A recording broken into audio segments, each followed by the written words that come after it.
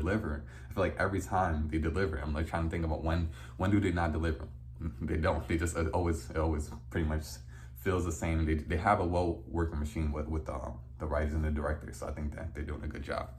Other than that, one thing that scared me as soon as the episode started, which I realized, is that obviously this is the last season. So I don't know, like, I don't know who might like bite the bullet or who might get taken out.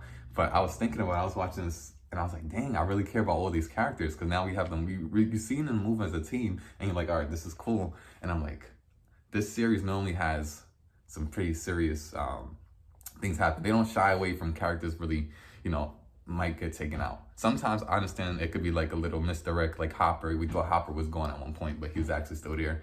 But for the most part, I feel like when they know they're gonna do a send-off, and this is the last season, I feel like I don't feel safe with these characters. I feel like something could happen, and that's actually exciting. It's exciting when you're watching a show and you don't feel safe. Like, if you're watching a show and every time characters come back all the time, I understand that has happened in the series, but there are some repercussions. Like Max, she's still in the hospital. I thought that she would be back and she would be like, in her health or whatever, and they just said, oh, yeah, she got hurt really bad in the last season. Now she's back in the fray with them. But no, she's literally like in a coma. So like, that's actually a repercussion. Like, so it makes me realize, like, okay, if someone gets hurt in the series, they might actually be gone, or I don't know. But I just hope it's not Steve. I feel like they're gonna want to take out Steve just because he's like a favorite, and his arc is so different. Like, first he was a bully, and then we loved him, and then there's so much things with Steve that I feel like that they are gonna take out Steve, and if they do, I'm gonna be like, I'm like, no, that's not how you end Steve's story. Let him live.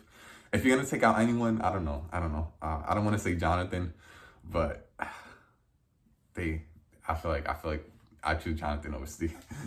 To maybe take out Jonathan, but keep Steve out of it. I like all the characters. I just know, like, I feel like someone has to go. I feel like this is gonna be a big battle.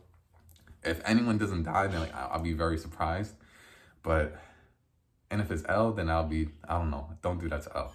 Like, I just don't know how they're gonna defeat this guy. They keep talking about they have all these plans, and like I want them to explain like a little bit, like, what is their actual plan when they actually run into him? They trying to find him. I understand that. They got grenades and all those things. And even Hopper says, I'm gonna hide if I see him, because they understand the limit, that his power like almost has no limitation. So they got L training. There's a lot of things they're doing, but I want to hear their plan. Like, how do they think they're gonna stop him? They're trying to find him, but how? Like, you're gonna be face to face on what you're about to do. Like, I don't know. So that intrigues me. I'm curious how they actually gonna